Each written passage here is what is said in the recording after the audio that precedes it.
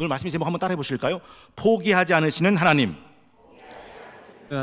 여러분, 요나서 하면은 여러분 뭐가 생각나세요? 좋은 주일학교 다니는 분들은 목사님 고래 뱃속에 들어갔다가 기적적으로 살아난 그 선지자 아닙니까?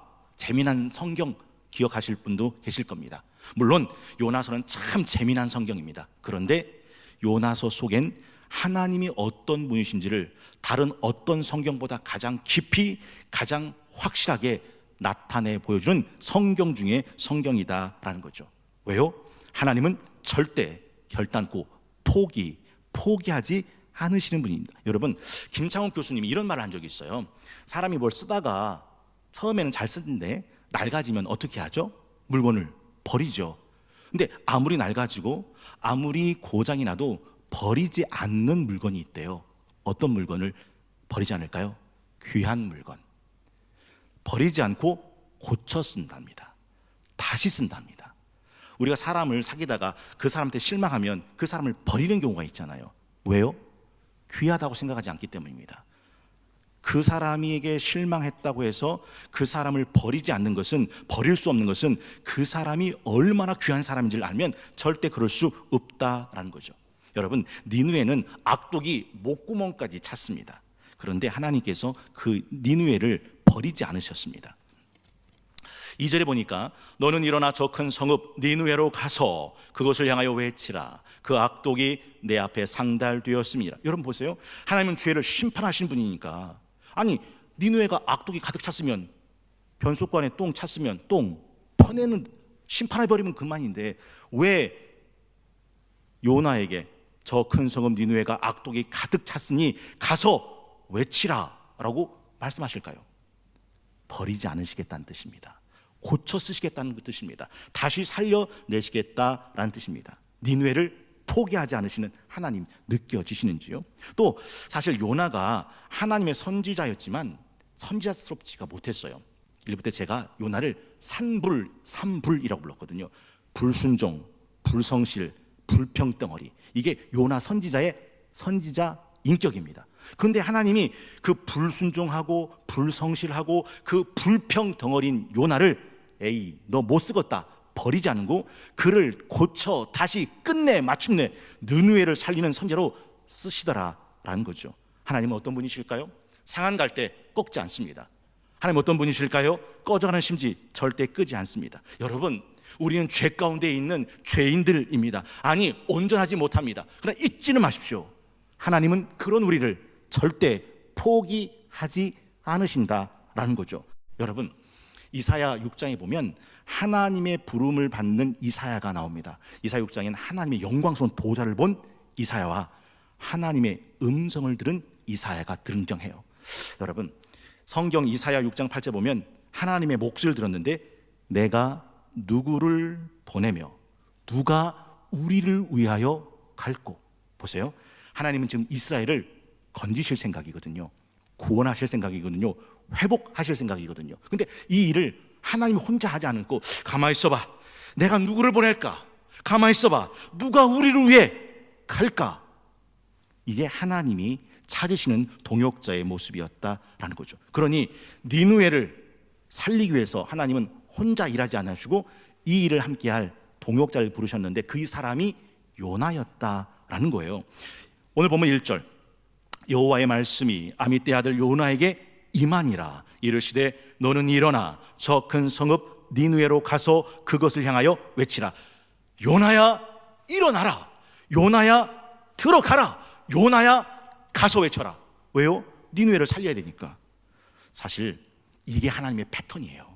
이게 하나님의 루틴이에요. 이게 하나님이 일하시는 스타일입니다. 그러면 하나님 무슨 일을 할 때 하나님은 그 일을 함께할 동역자를 찾고 있다는 사실을 우리가 잊으면 안 되는 거죠. 사랑하는 자여 일어나 함께 가자. 사랑하는 자여 일어나 함께 일하자 하신 겁니다. 그러면 생각해 봐야죠. 하나님이 새 일을 행하실 때 과연 나는 그 새 일에 함께 일할 동역자인가? 동역자의 반대말이 뭐가 좋을까요? 동역자의 반대말은 반역자인가? 거역자인가? 여러분, 아브라함이 그 부르심에 응답했죠. 창세기 12장 4절에 이에 아브라함이 여호와의 말씀을 따라갔고. 그래요. 하나님, 하나님이 저를 세상을 축복하는 축복의 동역자로 부르셨으니 제가 그 말씀을 따라 가겠습니다. 그리고 5절 끝에 가나안 땅에 들어갔더라. 끝에 들어갔더라 라고 돼 있어요. 아브라함은 자기를 동역자로 부르시는 하나님의 부르심에 응답한 겁니다. 근데 요나는 어떻게 했는가? 요나는 아닙니다. 3절 보니까 그러나 요나는 여호와의 얼굴을 피하려고 일어나 다시스로 도망하려 하여 욥바로 내려갔다. 여러분, 지금 하나님이 요나를 어디로 보내셨는데요? 니느웨로. 그런데 어디로 갔다고요? 욥바로. 왜요? 다시스로 도망가려고. 지도에 보면요, 니느웨는 아수르 수도 지도 맨 오른쪽 끝에 있어요. 근데 다시스는 서쪽 스페인 맨 끝쪽에 있습니다. 그러니까 하나님이 가라고 하는 방향과 상극 가장 먼 쪽을 선택한 거예요. 이게 요나의 선택이었다. 그러니 동역자의 길이 아니라 반역자의, 거역자의 길을 선택했다라는 거죠. 여러분, 그렇게 가면 그 길이 순탄할까? 여러분 생각은 어떠세요? 성경에 보면요, 요나가 도망하려 하여 욥바로 내려갔더니 라는 단어가 나오는데 이게 야라드라는 단어예요. 내려가다라는 단어인데 성경에 보면 이 내려가다는 단어가 계속 이어집니다. 욥바로 내려가서 배로 내려가고 배 밑으로 내려가서 배 밑에서 누워 내려가고 누워서 잠이 드는데 잠도 그냥 선잠이 아니라 깊은 잠이 되고 그가 결국 바다의 밑바닥까지 떨어지고 고래 뱃속에까지 처박히는, 이게 일렬의 순서로 거침없이 내려갑니다. 마치 도미노 무너지듯 와르르 무너지는 거죠. 여러분, 추락하는 건 달기가 없다고요? 맞아요. 우리가 한번 생각을 해볼 필요가 있습니다. 술, 도박이라고 하는 게 왜 사람들이 술로가 도박으로 패가망신한다고 생각하세요? 술이요, 괜찮거든요. 여러분은 안 마셔봐서 잘 모르시겠지만 술 한번 마시면 괜찮거든요. 근데 처음에는 사람이 술을 마셔요. 그러면요, 술을 마시죠. 그 다음엔요, 술이 사람을 마셔버리는 거죠. 자기도 모르게 패가망신하는 거죠. 도박 해보시면 알겠지만 굉장히 재밌습니다. 그러니까 날밤 새가면서 밥도 안 먹어가면서 그렇게 도박하는 거죠. 그런데 처음에는 따는 듯 하는데 결국 도박의 끝은 파국입니다. 자기가 무너지는지도 모른 채 무너지고 자기가 망하는지도 모른 채 망해버리는 게 술과 도박이죠. 내려가면 계속 내려갑니다. 제가 일부러 그런 말씀 드렸어요. 한 번 빠지면 두 번 빠집니다. 안 어려워요. 한 번 빠진 사람 두 번 빠지는 거 전혀 어렵지 않습니다. 두 번 빠진 사람은 세 번 빠집니다. 하나도 안 어려워요. 세 번 빠진 사람은 자주 빠집니다. 자주 빠진 사람은 계속 빠집니다. 한 번 빠진 사람은 영원히 빠질 수도 있다는 사실. 반대로 말해볼까요? 한 번 나온 사람은 두 번도 나와요.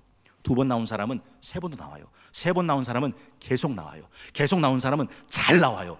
결국 끝까지 나오는 사람이 된다라는 거죠. 여러분은 어떻게 생각을 하세요?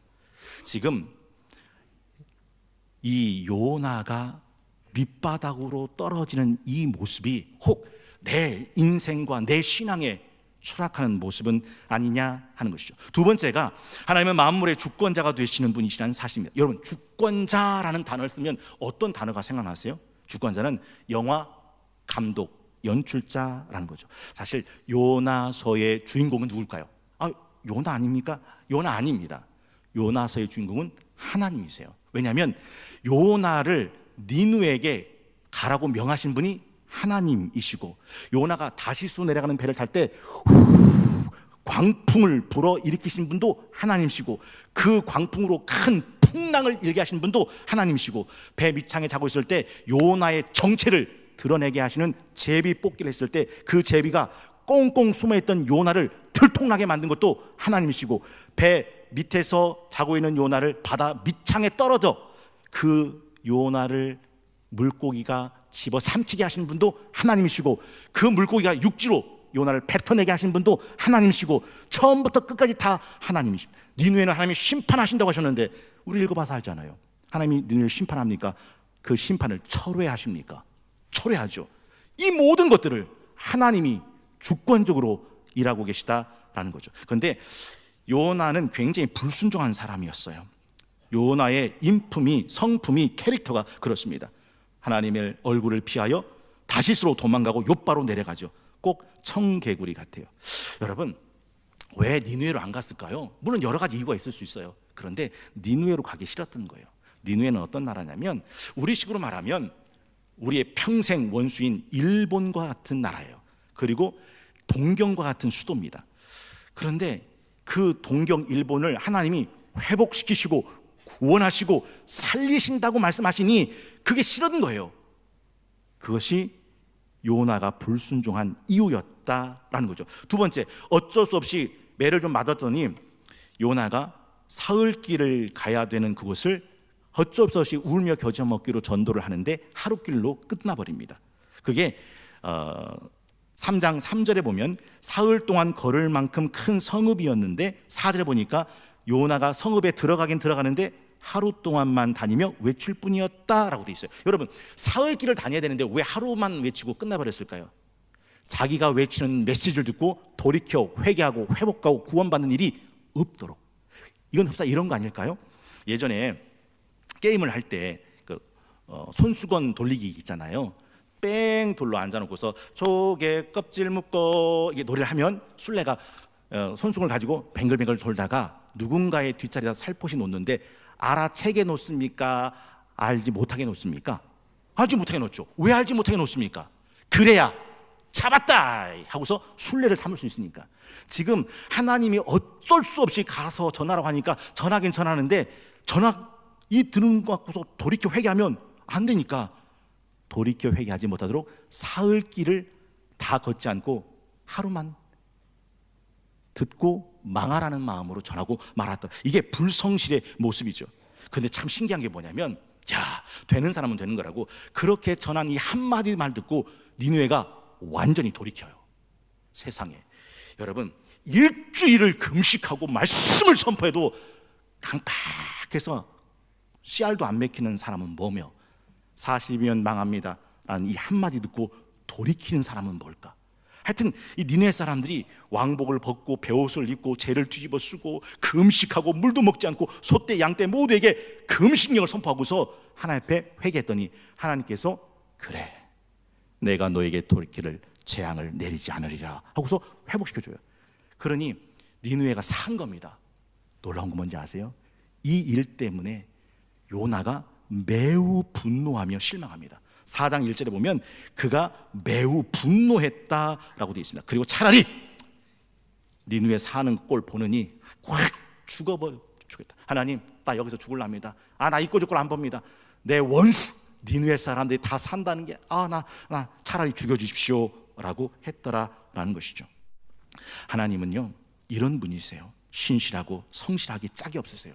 망할 수밖에 없는 니느웨도 버리지 않고 포기하지 않고 살려내시고, 그런 하나님을 못마땅하게 생각하는 요나도 버리지 않고 포기하지 않고 그를 통해 이 일을 이루시는, 니느웨도 잡고 요나도 살리고 요나도 쓰시고 니느웨도 구원하시는 신실하기 짝이 없는 하나님이시다라는 사실이죠. 이게 하나님이 주권자 되신다라는 말의 의미입니다. 여러분, 어떻게 생각이 되세요? 마지막 세 번째가 있다면 하나님은 마침내 하나님의 뜻을 이루어내시는 분이시다라는 거죠. 여러분, 하나님이 하시고 작정하면 그걸 막을 재간이 없어요. 하나님 어떤 분이시냐면 땅 속에 박혀있는 도토리 알 속에 있는 떡갈나무를 푸른 하늘 창공에 이르도록 끌어올려내시는 분이 하나님이에요. 그러니까 막을 재간이 없는 거죠. 사실요, 요나는 하나님의 이 뜻이 수긍할 수가 없어서 니느웨를 등지고 정반대 다시스로 내려갑니다. 그리고 욥바로 내려갑니다. 배를 탑니다. 배 밑창에 내려갑니다. 아예 이꼴저꼴 안 보려고 깊은 잠에 빠져듭니다. 그런데 하나님은 그런 요나를 끝까지 추격해서 찾았다라고 요나를 흔들어 깨우시더라. 사실 오늘 본문에 보면요, 이 배의 폭풍을 만났을 때 배 선원들이 그 배를 가볍게 하기 위해서 물건들을 바다에 던지는 일을 합니다. 이게 선원들이 할 일이잖아요. 그런데 그것이 배를 안전하게 하지 못했다. 13절 보니까 그 사람들이 힘써 노를 저어 배를 육지로 돌리고자 하다가 바다가 그들을 향하여 점점 더 흉용함으로 능히 못한지라 뱃사람이 하는 모든 노력들이 무용지물이었다. 하나님이 불어 흔드는 배를 안전하게 하지 못했다는 거예요. 요나의 노력도 물거품이고 배 선원들의 노력도 물거품이었다라는 거죠. 이런 말 있잖아요. 한 손에 막대 잡고 또 한 손에 가시 쥐고 늙은 길 가시로 막고 오는 백발 막대로 치려고 했더니 백발이 제 먼저 알고 그 다음에요 지름길로 왔더라. 여러분, 일이 잘 풀린다고 하는 것만이 능사가 아니에요. 오늘 본문에 보면요, 하나님이 명한 다시 니느웨로 가던 길을 가지 않고 다시스로 내려갈 때 이 일이 너무 일사천리로 이루어집니다. 오늘 3절에 보니까 다시스로 도망하려 요바로 내려갔는데 마침이라는 단어가 나와요. 마침 다시스로 가는 배를 만났다. 사실 요바에서 다시스로 가는 배가 학자들의 의견에 의하면 빨라도 1년에 한 번, 두 번 정도 있는 배래요. 그런데 우리나라 말 속담에 가던 날이 장날이라 그 다시스로 내려간 배를 만난 거예요. 아다리가 이렇게 잘 맞아. 그러면 우리는 생각할 때 하나님의 뜻인가 보다 하고 타는 거거든요. 아닙니다. 제가 지난번에 말씀드렸잖아요. 일본이 2차 세계대전에 망한 결정적인 사건이 뭐였습니까? 진주만 공격을 성공한 거예요. 진주만 공격을 실패했다면 일본은 안 망합니다. 근데 그 진주만 공격을 자기네들도 놀랄 만큼 성공해버린 겁니다. 잠자고 있던 4대 코털을 건드렸고 미국이 2차 세계대전에 참여하게 되고 일본 나가사키 히로시마에 원자폭탄 빵! 빵! 때리니까 두 손 두 발 들고 항복하게 된 거예요. 여러분, 성경 뭐라고 말하냐? 악인의 형통을 절대 부러워하지 마라. 아니, 의인의 고난을 유익한 것으로 여기라. 이로써 주의 율례를 배우게 된다. 그러니 내가 신앙생활 잘 못하고 있는 것 같은데 일이 술술 잘 풀려? 무서운 겁니다. 무서운 거예요. 하나님은 사랑하는 자를 그렇게 유기하지 않으십니다. 여러분 보세요. 예수님께서 좁은 문으로 들어가래요? 넓은 문으로 들어가래요? 좁은 문으로 들어가래요. 근데 사람들은 좁은 문으로 들어간대요? 넓은 문으로 들어간대요? 넓은 문으로 들어간대요. 마태복음 7장 13절 좁은 문으로 들어가. 멸망으로 인도한 문은 크다. 길도 넓어. 그래서 그리로 들어간 자는 많아. 그런데 절대 넓은 길로 들어가면 안 돼. 왜냐하면 그 길은 망하니까. 생명으로 인도하는 문으로 들어가. 그 길은 좁아. 거기는 협착해. 찾는도 적어. 근데 그 길로 들어가야 돼. 그건 영생으로 들어가는 길이야. 그럼 여러분 선택하셔야 돼요. 넓다고 편하다고 많이 간다고 그 길 따라가는 것이 능사가 아니에요. 그래서 찬송가 521장에 구원으로 인도하는 그 문은 참 좁으며 생명으로 인도하는 그 길은 참 험하니 우리 몸에 지워 있는 그 더러운 죄짐 하나 없이 벗어놓고 힘써 들어갑시다. 2절이에요. 이 세상에 많은 사람 큰 문으로 들어가 넓은 길로 갈지라도 어로 끝난대요. 멸망으로 끝나니 세상 헛되이 부귀영화 모두 내버리고 주의 말씀 순종하여 생명길 갑시다. 구원으로 인도하는 그 좁은 문 들어가 영생으로 인도하는 그 생명길 갑시다. 여러분, 하나님의 심판을 다른 말로 보면 뭐라고 하죠? 유기라고 그래요. 유기가 뭐죠? 버렸다는 거예요. 버렸다는 게 뭐죠? 포기했다는 거예요. 포기했다는 게 뭐죠? 간섭해 들어오지 않는다는 거죠. 그게 심판이에요. 그런데 하나님은 요나를 포기하지 않으시다니까요. 유기하지 않으신다니까요. 네가 어디를 가든 난 너를 끝까지 추격해서 넌 내 사람으로 내 뜻 있는 그 자리에 넌 세워지게 될 거야. 이게 하나님의 은혜였다라는 사실이죠. 여러분 기억나십니까? 시편 139편 7절 내가 주의 영을 떠나 어디로 가며 주의 앞에서 어디로 피하리까? 내가 하늘에 올라갈지라도 거기 계시며 수월에 내 자리를 펼지라도 거기 계시니이다. 내가 새벽 날개 치며 바다 끝에 가서 거주할지라도 거기서도 주의 손이 나를 인도하시고 주의 오른손이 나를 붙드신다라고 말씀하고 있더라라는 것이죠. 여러분, 좀 궁금한 게 하나 있는데 요나가 정말 하나님의 마음을 품었을까? 하나님의 마음을 알게 됐을까? 니느웨까지도 살려내시려는 그 하나님 아버지의 자비와 긍휼의 마음을 요나는 알고 그 마음을 자기 마음에 담았을까? 여러분은 어떻게 생각하세요? 사실요, 요나는 안 풀어요. 아까도 말씀드렸잖아요. 차라리 날 죽여달라고 그래요. 왜요? 살아서 내 원수, 내가 미워하는 니느웨 사람들이 하나님의 은혜 받고 살게 되는 저 꼴을 죽어도 못 보겠다는 거예요. 내 눈에 흙이 들어가도 못 보겠다는 거예요. 여러분, 망하는 마음이 20가지가 있어요. 디모데후서 3장 2절 보면 자기를 사랑하는 마음, 돈을 사랑하는 마음, 자랑하는 마음, 교만한 마음, 비방하는 마음, 부모를 거역하는 마음, 감사하지 않는 마음, 거룩하지 않는 마음, 그 다음에 더 무서운 마음이 뭐냐면 무정한 마음이에요. 원통함, 풀지 않는 마음이에요. 모함하는 마음이에요. 절제하지 못한 마음이에요. 쌓아놓은 마음이에요. 그 다음에 뭐라고 되어 있냐면 선한 걸 좋아하지 않는 마음이에요. 아까 제가 말씀드렸죠. 하나님은 망할 수밖에 없는 니느웨가 자복하고 회개하고 베옷을 입고 죄를 뒤집어 쓰고 금식하고 그래서 다 살게 된 이걸 굉장히 기뻐했단 말이에요. 그런데 그 기쁜 좋은 일을 4장 1절에 보면 뭐라고 되어 있는지 아십니까?